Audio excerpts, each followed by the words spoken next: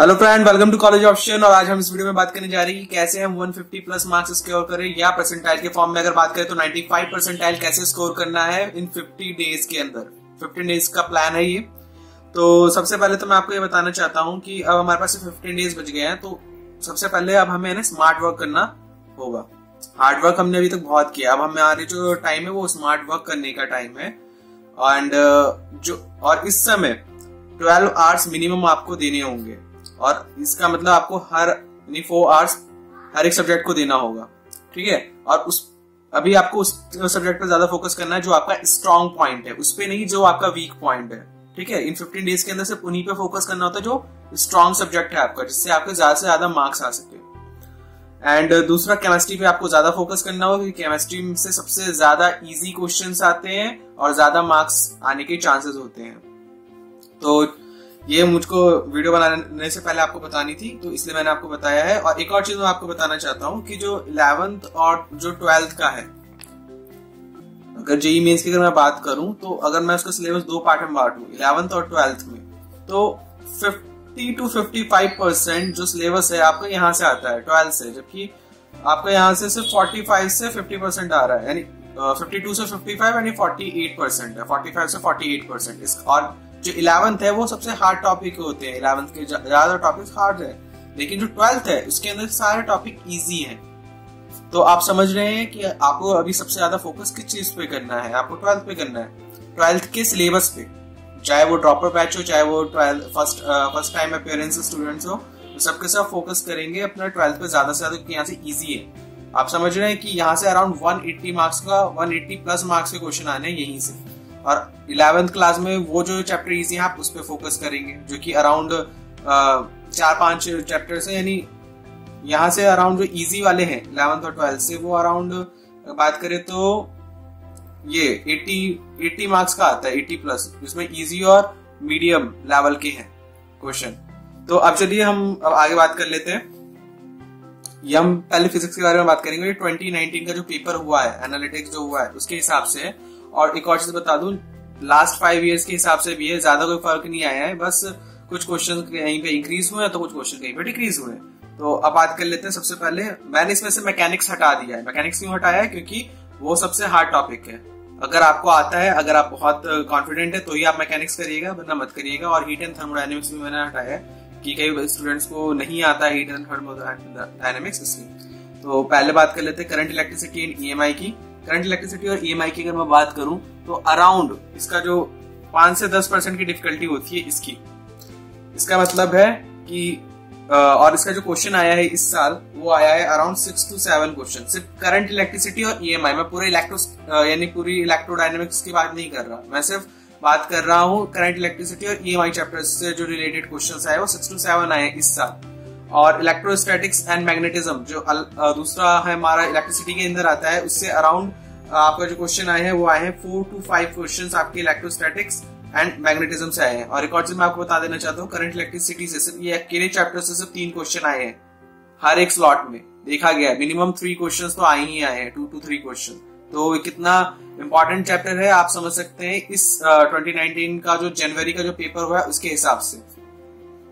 तो बात करते हैं ऑप्टिक्स एंड मॉडर्न फिजिक्स की। तो ऑप्टिक्स एंड मॉडर्न फिजिक्स से अराउंड 5 to 6 क्वेश्चन आए हैं इन दोनों चैप्टर को मिला के। मॉडर्न फिजिक्स में मैंने सेमीकंडक्टर भी इंक्लूड कर रखा है, और ऑप्टिक्स में रे वेव सब आपका इंक्लूडेड है। तो यहाँ से अराउंड 5 to 6 क्वेश्चन आए हैं, जबकि आपके जो एसएचएम एंड वेव्स है यहाँ से 2 to 3 क्वेश्चन आए हैं। तो आप समझ सकते हैं कि कितना इंपॉर्टेंट है इस समय। और एसएचएम एंड वेव से जो क्वेश्चन आए हैं ज्यादातर डॉपलर से, यानी डॉपलर का एक क्वेश्चन तो आपको जरूर मिलेगा, तो डॉपलर पे जरूर क्वेश्चन करके जाइएगा। करंट इलेक्ट्रिसिटी की बात करें तो इसमें जो क्वेश्चन था फॉर्मूला भी बेस्ड था और एप्लीकेशन बेस्ड भी था। इलेक्ट्रोस्टैटिक्स में भी सेम रहा। और ऑप्टिक्स एंड मॉडर्न फिजिक्स की बात करें तो यहाँ पे फॉर्मूला बेस्ड था और स्लाइड कॉन्सेप्ट के बेसिस पे आया था। अब डेज की बात कर ली कि हमें कितने डेज अलॉट करने चाहिए, तो करंट इलेक्ट्रिसिटी और ईएमआई के चैप्टर के लिए आपको 4 डेज मिनिमम देना चाहिए इस समय जो लास्ट 15 डेज है उसमें। एंड आपका जो करंट इलेक्ट्रोस्टैटिक्स एंड मैग्नेटिज्म है वहां पे 3 डेज देना चाहिए। ऑप्टिक्स एंड मॉडर्न फिजिक्स में आपको मिनिमम 4 डेज देना है।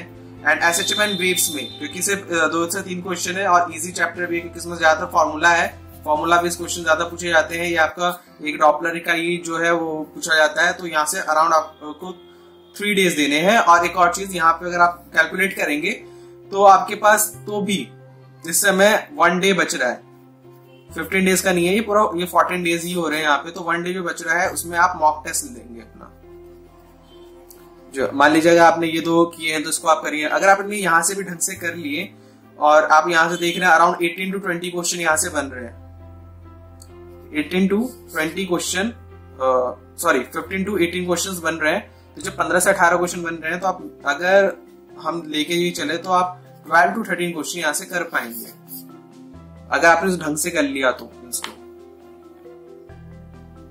अच्छा दोस्तों, मैं आपको एक चीज बताना भूल गया कि जो हमारा फिजिक्स का था इस बार काफी पास्ट ईयर के क्वेश्चंस आए हैं। तो अराउंड इस बार जो क्वेश्चंस आए हैं पूरे 90 में से तो अराउंड 20 क्वेश्चंस पूछे गए हैं पास्ट ईयर से ही। आप समझ रहे हैं, पास्ट ईयर से 20 क्वेश्चन, 20 into 4 की अगर हम बात करें तो 80 मार्क्स का क्वेश्चन वहां से पूछा गया है, यानी 85 परसेंटाइल के आसपास का क्वेश्चन पूछा गया है आपका सिर्फ और सिर्फ पास्ट ईयर से, जो कि IIT JEE के क्वेश्चंस थे और आपके AIEEE के क्वेश्चन थे, यानी JEE मेन के क्वेश्चन थे पहले के।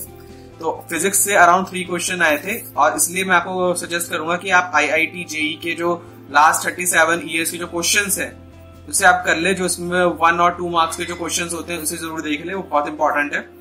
अब बात कर लेते हैं केमिस्ट्री की। तो केमिस्ट्री में अगर हम बात करें फिजिकल केमिस्ट्री फर्स्ट में जो डिफिकल्टी लेवल होता है वो 10 to 15% होता है। और इसमें जो है वो सारे आपके जो 11th क्लास का जो टॉपिक है जैसे स्टोशियोमेट्री है, एटॉमिक स्ट्रक्चर है, ये सब है।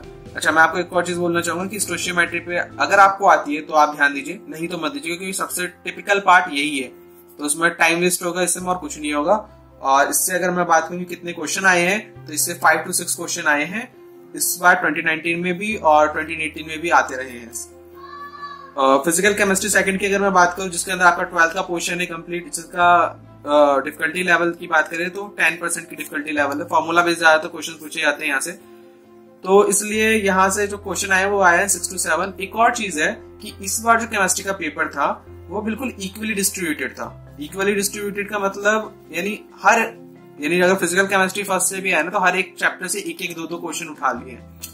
ये नहीं किया है जैसे पहले किया जाता था कि केमिकल बॉन्डिंग है जो चैप्टर उसी से 3-4 क्वेश्चन पूछ दिया था 2018 में, ऐसा नहीं किया गया इस बार हर एक उससे ना हर एक चैप्टर से उठाया गया, हर एक टॉपिक से हर एक चैप्टर का तो इक्वली डिस्ट्रीब्यूटेड। इसका मतलब ये है कि आपको केमिस्ट्री कंप्लीट पढ़नी होगी। और दूसरी सबसे बड़ी बात ये है कि केमिस्ट्री इजी होती है, मार्क्स स्कोर करना इसमें बहुत इजी होता है क्योंकि ये NCERT बेसिस ही क्वेश्चंस आते हैं इस पे। अगर आप NCERT भी पढ़ के जाएंगे तो काफी हद तक अच्छे मार्क्स, यानी वहां से 10 to मान के चलिए 15 to 20 क्वेश्चंस आते ही हैं NCERT बेसिस। और बाकी आपके जो 10 होंगे वो कुछ रेफरेंस बुक से आप अगर करेंगे, ऐसा होता सारा NCERT के बेस पे ही है, लेकिन रेफरेंस बुक से आपको कुछ देखने पड़ते हैं कि कैसे क्वेश्चंस आते हैं, यानी थोड़ा सा प्रॉब्लम सॉल्विंग। ऑर्गेनिक की बात करें तो ऑर्गेनिक से अराउंड 10 to 11 क्वेश्चन आए हैं। एंड इनऑर्गेनिक केमिस्ट्री की बात करें तो वहां से 8 to 9 क्वेश्चन आए हैं इक्वली डिस्ट्रीब्यूटेड में। अगर आपके पास ज्यादा टाइम नहीं होगा तो आप कोऑर्डिनेशन कंपाउंड और डी एंड एफ ब्लॉक जरूर करके जाइएगा, इंपॉर्टेंट है, और रेडॉक्स भी। ऑर्गेनिक केमिस्ट्री की बात करें तो GOC इस बार पूछा गया था, GOC के से 2 क्वेश्चन पूछे गए हैं, तो इंपॉर्टेंट है, तो इसको आप जरूर करिएगा। बेस की अगर हम बात कर ले, क्योंकि टाइम बहुत कम है, सिलेबस ज्यादा कंप्लीट करना है, तो आप फॉर्मूला बेस और कॉन्सेप्ट आपको ज्यादातर भी क्लियर हो चुके होंगे अब तक। तो इसलिए फिजिकल केमिस्ट्री फर्स्ट के लिए सिर्फ 4 डेज अलॉट किए हैं, फिजिकल केमिस्ट्री के लिए सेकंड के लिए 3।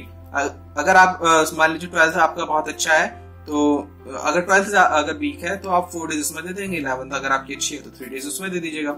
ऑर्गेनिक केमिस्ट्री की बात करें तो 5 डेज देना है और इसके अंदर नेम्ड रिएक्शन जरूर करनी है। नेम्ड और आपके मैकेनिज्म बहुत इंपॉर्टेंट होते हैं जेईई मेन के पॉइंट ऑफ व्यू से। और इनऑर्गेनिक की बात करूं तो इनऑर्गेनिक में आपको 3 डेज अलॉट किए हैं। और साथ में एक और चीज, इस बार जो पास्ट ईयर की अगर हम बात करें तो पास्ट ईयर की जो क्वेश्चन आया है यहाँ से 10 to 12 क्वेश्चन यहीं से आए हैं पास्ट ईयर के, तो IIT JEE का जरूर क्वेश्चन कर लेना, मैं अभी भी कह रहा हूँ। अच्छा, कैलकुलस की अगर मैं बात करूं तो कैलकुलस मैथमेटिक्स के अंदर कैलकुलस से आया था अराउंड 8 to 9 क्वेश्चन आता है कैलकुलस से ही, और इसकी डिफिकल्टी लेवल 15% के आसपास की होती है। ट्रिगो एंड प्रोबेबिलिटी से 10 से 10 to 15% है। ट्रिगो एंड प्रोबेबिलिटी से अगर मैं बात करूं तो अराउंड 5 to 6 क्वेश्चन आए हैं, जबकि कोऑर्डिनेट ज्योमेट्री से 6 to 7 क्वेश्चन आए हैं। कोऑर्डिनेट ज्योमेट्री में आपका कॉनिक सेक्शन भी इंक्लूडेड है आपका 11th क्लास का, जिसके अंदर से अराउंड 3 क्वेश्चन पूछे गए थे इस बार 2019 के जनवरी एग्जाम में। तो अगर आप देखें तो अगर आपको डेज अलॉट करने हैं इसके लिए कि हमें कितने मिनिमम डेज अलॉट करने चाहिए, तो आप जो इसके लिए अलॉट करेंगे कैलकुलस के लिए वो करेंगे 6 डेज, जबकि इसके लिए करेंगे 4 डेज, ट्रिगो एंड प्रोबेबिलिटी के लिए और कोऑर्डिनेट ज्योमेट्री के लिए आप अलॉट करेंगे 5 डेज। कैलकुलस के लिए इसलिए ज्यादा दिया है क्योंकि इसके अंदर आपका इंटीग्रेशन भी है, डिफरेंशिएशन भी है, आपका डिफरेंशियल इक्वेशन भी है, और इसके अंदर ना मिक्स्ड आता है, यानी हार्ड भी आता है, इजी भी आता है, मॉडरेट भी आता है, तो इसको आप ढंग से करिएगा। ट्रिगो एंड प्रोबेबिलिटी की बात करें तो इसमें इजी एंड मॉडरेट पार्ट ज्यादा होता है। कोऑर्डिनेट ज्योमेट्री में मॉडरेट एंड डिफिकल्ट पार्ट थोड़ा सा होता है। इजी भी क्वेश्चंस होते हैं, ऐसा नहीं है कि नहीं होते, तो आप इसको जरूर करके जाइएगा। और थैंक यू दोस्तों हमारे इस वीडियो को देखने के लिए। अगर आपको हमारी वीडियो अच्छी लगी है तो प्लीज हमारे इस यूट्यूब चैनल कॉलेज ऑप्शन को जरूर सब्सक्राइब करें, और साथ ही साथ ये हमारी जो यूजफुल वीडियो है अपने फैमिली मेंबर्स और दोस्तों के पास शेयर जरूर करें। थैंक यू दोस्तों।